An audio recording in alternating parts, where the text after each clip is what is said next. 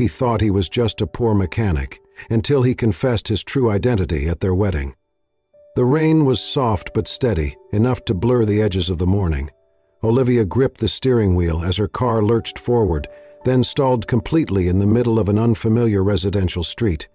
She groaned, hit the hazard lights, and checked her phone. No signal. Of course. She stepped out, pulling her coat tighter. The neighborhood was quiet. Neatly trimmed hedges, closed windows, no one around. She scanned the street, hoping for a gas station, a garage, anything.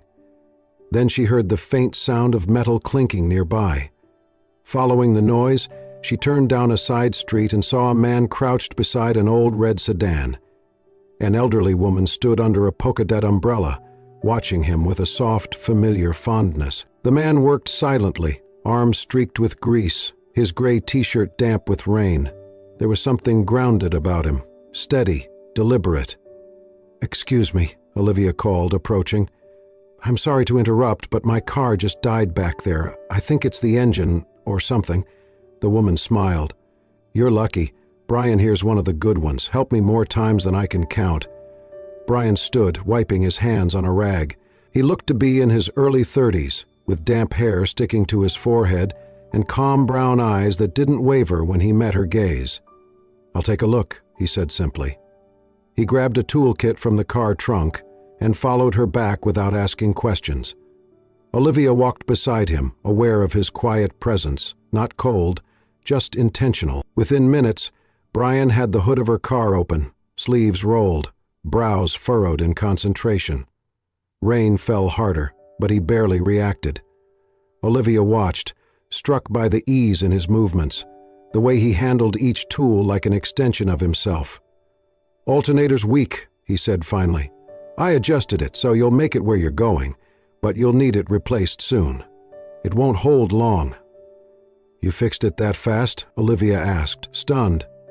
Brian nodded, already wiping his hands. "Temporary fix, but it'll get you there." "Thank you, really. Let me pay you for your time." He shook his head. "You don't owe me anything." "No, I insist," she said, reaching into her purse. "You just saved my morning." "I don't do this for tips," he said gently. "Just check your brakes every couple of months. Don't let your car be more important than you are." Something in his tone, firm, kind, made her pause. She nodded. He handed her a small, oil-smudged card.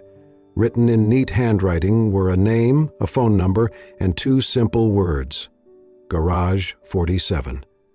"Thank you," Olivia said softly.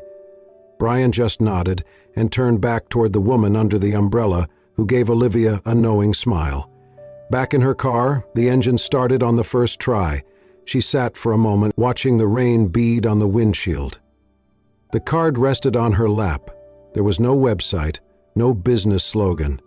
Just a name, a number, and something she could not name. Something that felt different. That night she found herself reading the card again. Garage 47. She tucked it into her purse, though she was not sure why. 3 days later, she drove across town to an address she had traced from the number. The shop was tucked between a laundromat and a diner, with a crooked sign and wind chimes made from spark plugs. The open bays smelled of oil and metal. Brian was there, kneeling beside a truck tightening a bolt. His shirt was streaked with fresh grease. When he looked up and saw her, he didn't look surprised. He smiled faintly. "Car trouble again?" he asked. Olivia shook her head. "Not this time. I just wanted to say thank you. Properly." And for the first time in a while, she felt like she was exactly where she was meant to be. Over the weeks that followed, Olivia found herself returning to Garage 47 more often than her car required. Sometimes she brought coffee, sometimes pastries, once even a homemade sandwich that she insisted was too much for one lunch, but somehow always ended up in Brian's hands. He never asked questions, never pushed. He simply greeted her with that quiet smile and always made time to talk, even if it was just for 5 minutes between brake pads and oil changes. They began sharing things, not just about cars, but about life. Olivia spoke about her job in marketing and how it often felt like running in place, with a smile. Brian listened, occasionally offering thoughtful responses, but mostly just being present, which was more than she was used to. He told her little about himself, mostly stories from the garage or his old neighborhood, but Olivia did not press. It was enough, somehow, to just exist in the same quiet spaces. Brian lived simply. His clothes were plain, mostly faded from wear. His apartment above the garage was modest, neat, and filled with things that clearly held personal value. Old tools from his father, black and white photographs, dog-eared books. He never bragged, never talked about money, and never acted like he wanted to impress anyone. Instead, he spent his days fixing what was broken and his nights helping others fix theirs. Olivia soon learned that Brian often repaired cars for the elderly in the neighborhood without charging a cent. He even ran a small, unofficial check-in list for single moms who could not afford maintenance, showing up on weekends to top off fluids, replace wipers, or rotate tires. "Why do you do it?" she asked him once, genuinely curious. He shrugged, wiping grease from his knuckles. "Because I can. Some people need their car to work just to survive. It costs me time, not character." Those words stayed with her. It was not just what he did, it was how he did it, quietly, without recognition. Olivia had dated successful men before, lawyers, entrepreneurs, one guy who had a private jet. But none of them had ever looked at her the way Brian did when she was explaining why she hated Monday mornings, or listened to her favorite childhood memory like it was the most important thing he'd ever heard. For the first time in a long while, she felt safe, not just physically, but emotionally, spiritually. She could breathe around him. The real turning point came when Olivia mentioned, almost offhandedly, how her mother's kitchen was falling apart. Her mother lived in a small, aging house on the edge of town. The cabinets were warped, the sink leaked, and the floor tiles were coming loose. It had been on their someday list for years. Brian just nodded. 2 Saturdays later, he showed up at her mom's doorstep with a toolbox, plywood, and a smile. Olivia was stunned. "You're serious? Tell me where to start." It took 3 weekends. Olivia helped where she could, passing tools, sanding cabinets, fetching snacks. But it was Brian who did the heavy lifting. He stayed late, came early, and never once complained. He did not accept payment. He would not even let her mother cook him dinner in return. "This is my thank you," he said one evening, screwing in the last cabinet door, "for raising someone who makes Tuesday afternoons feel like Christmas morning." That night, as Brian packed up his tools and headed to his truck, Olivia's mother stood beside her in the doorway, watching him. She leaned in and whispered, "You should hold on to that one, sweetheart. Men like him don't come around twice." Olivia did not respond. She could not. Her throat was too tight, her heart too full. Later, as they stood in the driveway, Brian leaned against his truck, looking out at the quiet street. "You don't have to thank me," he said, almost reading her mind. "But I want to," she whispered. He turned to her, eyes soft beneath the streetlight glow. "Then just don't leave." And she did not. From that moment forward, Olivia knew something had shifted. This was no longer something casual. It was not about excitement or charm or even romance. It was about home. And somehow, without her noticing, she had found hers, in the calloused hands and steady silence of a man who never needed to be more than himself. It was supposed to be a simple surprise. Olivia had finished work early and picked up Brian's favorite cinnamon bread from the small bakery 2 blocks from Garage 47. She was smiling to herself as she walked up the gravel drive, the scent of grease and rain-soaked pavement oddly comforting after the day she had had. She wanted to see his face light up, hear his low laugh, feel the warmth she had grown so attached to over the past few months. But as she rounded the side of the garage toward the entrance, she stopped short. Brian was not alone. Standing just outside the open bay was a man in a black suit, tailored, expensive-looking. His shoes gleamed despite the dirt. His hair was cut short and styled with the precision of someone who likely never changed his own oil. His presence felt out of place, sharp and deliberate. Brian stood in front of him, arms crossed. His expression was unreadable, serious, controlled, but focused in a way Olivia had never seen. He nodded once, then glanced toward the alley where Olivia now stood frozen. Their eyes met. Brian's jaw twitched slightly. The man in the suit turned, but did not seem to recognize her. He handed Brian a sleek black briefcase, said something too quiet to hear, then turned on his heel and stepped into a black car idling at the curb. The vehicle glided away moments later, disappearing like a ghost. Brian looked back at Olivia. She blinked, forcing a small smile. "Hey," she said, voice thinner than she expected. He stepped forward slowly, almost too casually. "Hey, you're early." She held up the bakery bag. "Thought I'd surprise you." Brian nodded. "Let me just finish up here. I'll be up in a minute." Olivia nodded, kissed his cheek, and walked into the garage apartment above, the smile still pasted on her face.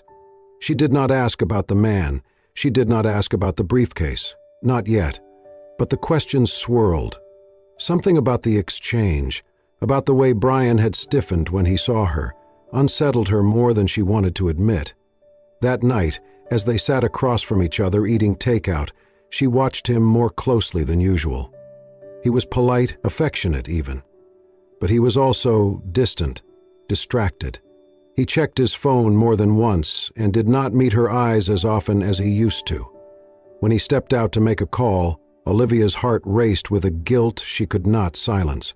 She was not normally the type to snoop, but tonight felt different. She walked quietly to the far corner of the apartment, where Brian often stored tools and odd supplies behind an old shelf. The briefcase sat just behind it, half tucked beneath a tarp. It was unlocked. Her breath caught as she slowly lifted the lid. Inside were neatly stacked bundles of cash, not hundreds, thousands, maybe tens of thousands, wrapped tightly, organized in rows, untouched. Olivia's blood turned cold. She backed away slowly, closed the lid, and stood staring at it in disbelief. This did not make sense. Nothing about Brian, his lifestyle, his behavior aligned with this. Unless it did. Her mind raced.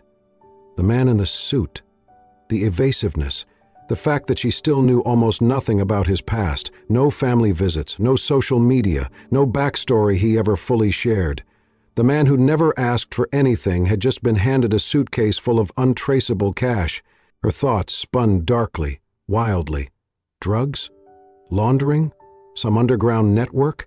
Had she fallen for a man who was only pretending to be the good guy? She could not sleep. Every sound in the apartment made her jump. Brian returned an hour later, kissed her forehead, and lay down beside her.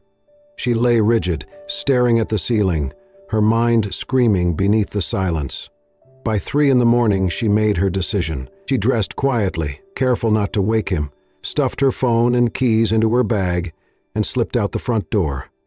She did not leave a note. She could not explain something she did not understand. She just ran. Back to her apartment, back to the questions, back to the fear that she had loved someone whose truth was built on lies. She blocked his number, deleted their photos, tried to forget the way his arms felt around her, the way his voice softened when he said her name. But none of it worked, because none of it had ever felt fake. And that, more than anything, terrified her the most. Olivia sat curled on Mia's couch, hands clenched around a steaming mug of tea she had barely touched. Her eyes were swollen from crying, her voice hoarse from whispering through everything that had happened. The briefcase, the man in the suit, the money, the silence. Mia listened without interrupting, then sat back and said carefully, "You're sure it was full of cash?" "I saw it," Olivia said. "It was open. It wasn't a guess." "And you don't think he could be involved in something? Not illegal? Like a business deal?" "I don't know. That's the problem. I thought I knew him, Mia. He fixes cars, gives free oil changes to old ladies, brings soup when I'm sick. But that man yesterday, and the way Brian looked when he saw me, it was like he was someone else. That night, they pulled out their laptops and started searching. They tried everything: Brian plus Garage 47, Brian plus local mechanic, Brian plus the phone number on the card. His last name, which he had only ever mentioned once. Public records, social media, background search tools. Nothing. There were no photos, no business licenses, no tax records tied to his name. It was like he did not exist. Mia leaned back, frowning. Okay, this is creepy, like actually creepy. No paper trail at all? That's not normal. Olivia stared at the screen, heart pounding. What if he's not even Brian? She whispered. What if the name is fake? What if everything he told me was part of some cover story? I mean, why else would he have that kind of money just lying around? Why is there no record of him anywhere? The more she thought about it, the worse it got. Every detail, his lack of social media, his reluctance to talk about the past, the fact that he lived alone above a garage, started to morph into something sinister. Had she missed signs? Had she let her guard down because he was kind, because he had soft eyes and calloused hands? And yet, the Brian she knew had never made her feel unsafe, never once. But maybe that was the trick. Maybe it was the perfect disguise. Across town, Brian sat alone in his apartment, staring at the wall where Olivia's coat used to hang. The briefcase was still there, untouched. She had not taken anything. She had just vanished. His calls went straight to voicemail. His messages were left undelivered, but never read. He had searched every place she might have gone, her office, the bookstore she loved, the little pier where she liked to sketch. Nothing, no note, no goodbye, only absence. He had replayed their last conversation 100 times, trying to find what he had. The shift in her eyes, the way her voice trembled. He had seen the moment the wall went up, but it had already been too late. He could not tell her. Not yet. Not when it would only bring more questions and comfort. Not when he was still trying to figure out how much of his past should stay buried and how much could be shared without unraveling everything. But now she was gone, and the silence was unbearable. He opened his laptop, fingers hovering over the keyboard, then began to type.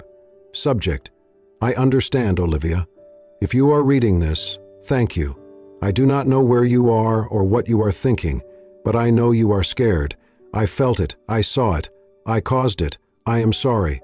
The briefcase, it is not what you think. But I also know you have no reason to believe me now.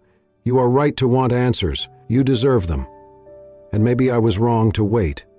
Maybe I was trying to protect something that needed to be broken open.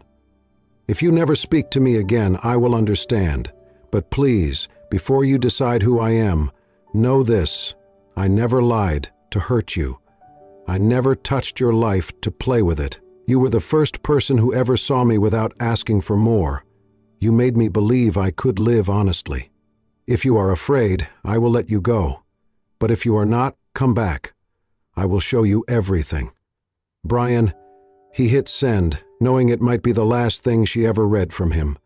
And then he sat in the quiet, surrounded by shadows of someone who once believed he was simply a good man with a wrench, and not someone hiding a past that could cost him everything, including her. The last person Olivia expected to see that Saturday morning was Brian. She had come to the community fundraiser out of obligation. A friend from work had invited her, and she had agreed just to be polite. She was not in the mood for cheerful music, colorful booths, or smiling volunteers. Her heart still ached in places she could not name. But as she wandered past rows of tables with raffles and bake sales, her eyes caught on a group of children gathered near a small tent labeled Rebuild. Volunteers were helping fit kids with prosthetic limbs, custom-painted, bright with stickers and superheroes. A boy in a wheelchair beamed as a young man helped him attach a new, vibrant red prosthetic arm. It was Brian. He was kneeling on the grass, focused, gentle, laughing softly as he adjusted the fit. He looked different somehow, lighter and heavier at the same time. There was something in his eyes that pulled at her in ways she did not want to feel again. He looked up and froze. Their eyes locked across the crowd. Olivia hesitated, breath catching. She could have turned and walked away. But she did not. Her feet moved before her mind did. Brian stood slowly as she approached. For a moment, neither of them said anything. "You look well," he said quietly. "So do you," she replied. There was another pause. Then Olivia spoke before she could lose her nerve. "Was it real?" Brian blinked. "What?" "What we had. Before the briefcase. Before the silence. Was it real? Or just part of some version of you I wasn't supposed to know about?" Brian looked down, hands in his pockets. "It was the only real thing I've had in years." "Then tell me the truth," she said, her voice firm. "Now." He looked at her for a long moment, then nodded. "Come with me." They drove in silence. Brian took her to the edge of town, down a winding road that led to a modest, single-story house surrounded by trees. It was quiet, unremarkable. Nothing about it screamed secret wealth or danger. Inside it was warm, filled with mismatched furniture and shelves lined with old books and framed letters. In the corner stood a table covered with documents, donor envelopes, and photos of smiling children from different parts of the country. "This is where the money goes," Brian said softly. "The briefcase, the trust." Olivia stepped closer, scanning the photos. Kids with new legs and arms, mothers holding thank you signs, clinics in rural towns with handmade banners. "I started it 5 years ago," he continued, "anonymous, quiet. I didn't want my name on it. I didn't want it to be about me." Her throat tightened. "Then why the garage? Why the secrecy?" He sat down on the edge of a worn couch and looked at her, finally meeting her eyes. "Because I was raised with money I never earned. Because I was told that helping people only mattered if your name was on the plaque. And I hated that. I wanted to know who I was without the noise, without the legacy. I chose the garage because it was honest. Because every fix, every smile, every scraped knuckle, it was mine, not inherited, not bought." Olivia swallowed hard. "And the man in the suit?" "My lawyer," Brian said. "The trust is managed under a different name. He brings cash withdrawals every quarter, enough to fund each branch of the project. I didn't want it traced back to me." There was silence for a moment. Then he added quietly, "I'm not a poor mechanic, Olivia, but I've never wanted to live off money I didn't earn. I've been trying to rebuild something, starting with myself." She sat beside him, her fingers brushing the edge of a photo. "You could have told me." "I wanted to. But by the time I realized you mattered more than the lie, it felt too late." Tears welled in Olivia's eyes, uninvited and persistent. "I left because I was scared," she whispered. "Not of you, of finding out I didn't really know the person I gave my heart to." Brian reached out, gently taking her hand. "I never wanted to be someone you had to figure out. I just wanted to be someone who was enough, without a title, and maybe you are," Olivia said, voice trembling. "Maybe you always were." In that little house filled with quiet proof of who he really was, the space between them finally felt honest again. Not perfect, not easy, but true. The ride back from the small house was quiet, but this time it was not uncomfortable. Olivia sat beside Brian, staring out the window, her thoughts full, her heart softening with each mile. She no longer felt angry. What had replaced it was something far more humbling. Shame. Shame that she had assumed the worst about someone who had only ever shown her the best of himself. Brian had not begged her to stay. He had not tried to explain away her fears. He simply showed her the truth and let her decide what to do with it. When they reached the edge of town, he pulled over near the same street where they had first met, the same sidewalk where she had stood, helpless and flustered, with a broken car and a rain-slicked coat. He turned off the engine, resting his hands on the steering wheel for a moment. "If you want to walk away again," he said gently, "I won't stop you." Olivia turned to look at him. His eyes were steady, but there was a kind of quiet sorrow in them that hurt more than any accusation. "I'm not here to ask for anything," he continued, "not even your forgiveness. But if you do want to keep going, if you want to try again, then take my hand, like you did the first day we met." He reached out, not in desperation but in hope. Olivia looked down at his hand, rough, scarred, familiar. She took it without a word. They sat there for a while, hand in hand, listening to the wind whisper through the trees. A month passed. Slowly, gently, they rebuilt. Olivia returned to the garage, not just to bring coffee, but to sit nearby and sketch while Brian worked. They shared quiet lunches on the tailgate of his truck. Sometimes they talked, sometimes they didn't. Brian never pressed. He was just there, steady, patient, real. That steadiness was what allowed her heart to come back to life, bit by bit. One evening, Brian invited her to a charity gala hosted by his organization.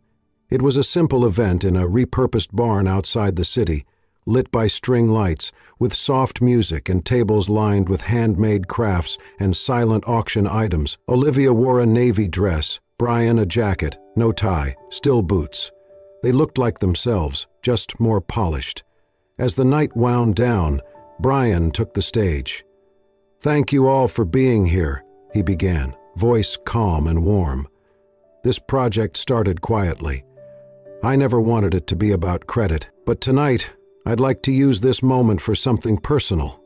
Murmurs moved through the crowd. Olivia's breath caught. He looked at her directly. "The first time I met Olivia, she was stranded on the side of the road, her car stalled, her face looking like the world had ended. She didn't ask for help, she apologized for needing it." Laughter fluttered around the room. "I gave her a note with the name Garage 47 and thought I'd never see her again, but she came back." He stepped off the stage and walked toward her, pulling something from his jacket pocket. When he reached her, he knelt, not grandly, just with quiet purpose. "Olivia, the first time I met you, your hands were shaking because your brakes were bad. Today, if your hands are shaking, let it be because you're nervous about forever, and let me hold them every day of it." He opened his hand. No ring, no box, just a folded piece of paper, the same kind as his old garage card.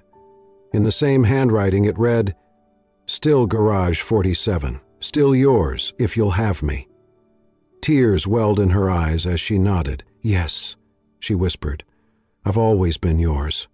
They embraced as the room filled with soft applause and gentle music, holding each other under the glow of barn lights like they were finally exactly where they belonged. The garden behind the Hearts and Hands headquarters had been transformed into a quiet haven. Wildflowers lined the path, string lights hung between trees, and wooden chairs faced a small altar beneath an old oak tree. Olivia stood beneath it, her white dress catching the golden light. Her hair was tucked with lavender, no veil, no train, just a ribbon around her waist, soft and sincere. Brian stood across from her, gray vest and sleeves rolled, his smile steady. He looked like the man who had fixed her brakes and somehow, also, the man who had healed her. The guests weren't executives or VIPs. They were people Brian had helped. An elderly woman with a walker, a boy with a new prosthetic arm, teenage mechanics, volunteers, people whose lives had been touched not by wealth but by care. The ceremony began with honest vows. Olivia promised to listen, even in frustration. Brian promised to tell the truth, even when it was hard. They vowed to keep choosing each other, not for who they once were, but for who they were becoming. Then the officiant paused and turned to Brian. "Before I pronounce you husband and wife, Brian has something he'd like to say." Brian took Olivia's hands. "I never wanted this day to be about who I was. I wanted it to be about who we are, what we've built."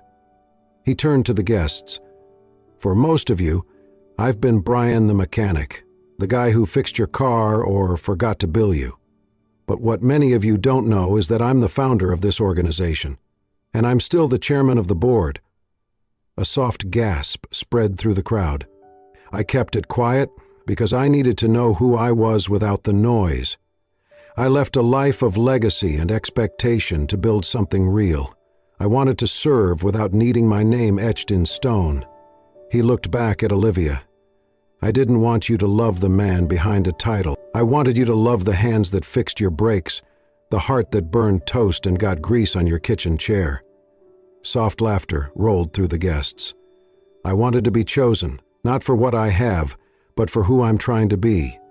He pulled a folded note from his pocket and read, "To the girl who made a mechanic feel like a king. You are the reason I found my way back to myself." The officiant smiled, voice warm. "By the power vested in me, I now pronounce you husband and wife. Brian, you may kiss your bride." The kiss was slow and full of promise. As they turned to the crowd, hand in hand, Olivia whispered, "You never had to prove anything." Brian smiled. "Maybe not, but I needed you to know everything, and still stay. Always," she said. The rest of the afternoon was filled with laughter. Barefoot kids dancing in the grass, elders raising lemonade in toasts, and stories shared under the trees. Olivia looked around and saw the quiet legacy Brian had built, not with wealth, but with love. And as they walked past the rows of wildflowers and lanterns, she thought of the first day, when all he gave her was a card, Garage 47. And somehow, that had been more than enough. 1 year later, the life Brian and Olivia built together was not one of grand headlines or lavish travel, but of rhythm, purpose, and peace. They lived in a modest wooden house on the edge of town, tucked beneath a canopy of tall pines, and wrapped in the kind of quiet that let you hear birds before sunrise. It was the kind of home where the porch creaked when you stepped on it, and the windows fogged slightly in the morning, where everything felt lived in, warm and real. Brian still worked with his hands. He kept Garage 47 open on weekends, not because he needed the money, but because he loved the work. He fixed brakes for single moms, replaced radiators for old friends, and spent his Saturday mornings running free technical classes for teenagers who might not have had a father figure or a steady hand in their lives. Olivia opened a small interior design studio just down the road, a community-focused space where people from all walks of life could come and consult on how to turn small rooms into sanctuaries. Her favorite projects were the affordable ones, shelter spaces, single-bedroom apartments, the homes of quiet warriors just like Brian. She believed everyone deserved to live in beauty, even on a budget. Each evening, no matter how busy the day, they paused, they made tea, they sat on the porch or by the fireplace, depending on the weather, and read aloud thank you notes from people Brian had helped, handwritten letters, sometimes scribbled in awkward cursive, sometimes typed with precision, always heartfelt. One night, a letter came from a boy named Marcus who had attended one of Brian's free classes and was now enrolled in a technical college. Another came from a grandmother who said the car Brian had fixed allowed her to visit her late husband's grave every Sunday. Olivia saved every one of them, tucking them into a large box that sat under the coffee table. They never stopped being surprised by the kindness they had helped inspire. And though their world was simple, it was full of meaning, of joy, of each other. Their wedding photo hung above the mantel, framed in rustic oak, next to a small glass case that visitors often asked about. Inside it was the old black briefcase. It now sat empty, slightly scuffed at the corners but polished clean and locked shut. Resting atop it, mounted with a brass nameplate, was a small plaque that read, "It wasn't money that changed us. It was truth." People who knew the story would smile quietly when they read it. Others would ask. Olivia would always smile, sometimes shrug and say, "It's a long story, but a good one." Sometimes they retold it, about the girl who thought her brakes were failing and met a man who showed her what it meant to slow down, to trust, to build love one bolt and promise at a time. Sometimes they said nothing and just held each other as the fire crackled, content in the silence they had once been so afraid of. They never stopped choosing each other, not because it was always easy, but because it was always worth it. And every time Olivia glanced at that photo, the one where Brian had a smear of grease on his collar and she had tears caught in the corner of her smile, she remembered that love, real love, had never needed to be loud to be lasting. It had only needed to be honest. Sometimes love is not about grand gestures or perfect timing. Sometimes it is found in the quiet strength of someone who fixes more than just broken things. Someone who offers not just their hands, but their truth, their healing, and their whole heart. Brian and Olivia's story reminds us that real love is built, not bought. That trust, once broken, can still be mended. And that even the heaviest secrets, when shared with courage, can lead to the most beautiful beginnings. If this story touched your heart, please consider subscribing to Soul-Stirring Stories, where we share powerful, emotional tales that remind us of the beauty in honesty, resilience, and love that doesn't need to shout to be heard. Subscribe now and let your heart be stirred, one story at a time.